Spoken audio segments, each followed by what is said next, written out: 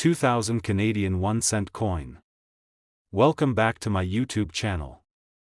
Today, we're taking a deep dive into a coin that you might have found rattling around in your change jar, or perhaps even have tucked away in an old piggy bank. It's small, it's brown, and for a long time, it was everywhere. But is the 2000 Canadian 1-cent coin just another piece of copper-plated zinc, or is there a story behind it that makes it truly special? The Canadian penny has a rich and surprisingly complex history. From its bronze beginnings in the 19th century to the final strike in 2012, this little coin has seen it all. But in the year 2000, something interesting was happening at the Royal Canadian Mint. The turn of the millennium was a big deal, and the mint was pulling out all the stops for its commemorative coins. But what about the humble penny? Now, at first glance, a mintage of over 771 million coins might not seem all that rare. I mean, that's a lot of pennies. And for the most part, a regular, circulated 2000 Canadian penny is only worth, well, 1 cent. But as any good coin collector knows, the story doesn't end with the mintage number. There are always exceptions, and that's where things get exciting. You see, the value of a coin isn't just about how many were made. It's also about its condition, its unique characteristics, and sometimes, a little bit of luck. For the 2000 penny, what you're looking for is something that sets it apart from the rest of its almost billion-strong family. First, let's talk about the different versions. While the vast majority of 2000 pennies were struck for general circulation, the Royal Canadian Mint also produced special collector coins. You have your proof-like and specimen coins, which were never meant to be spent. These coins have a much higher quality strike, often with a mirrored background and a frosted-looking design. They were sold in special sets and are worth more than their face value.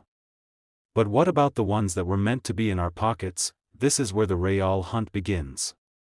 A regular 2000 penny in average condition is, as we said, worth face value. But a 2000 penny in a high-grade, uncirculated condition, what we call mint state, or MS, can be worth significantly more. We're talking about a coin with no signs of wear, a strong luster, and no major scratches or dings. In fact, a perfectly preserved 2000 penny has been known to sell for a decent premium.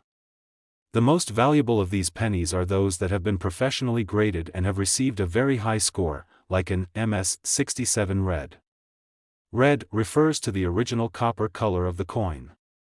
Over time, pennies can oxidize and turn brown, so a coin that has retained its original red hue is a big deal to collectors.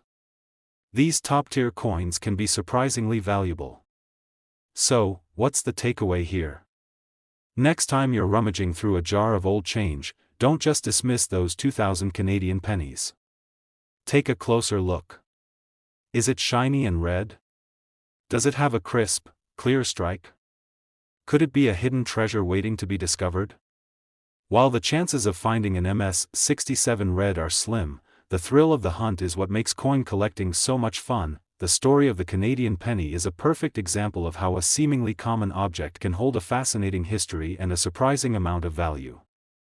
The 2000 penny marks a special moment in time, the dawn of a new millennium, and a final chapter in the story of Canadian coinage before the penny was officially discontinued.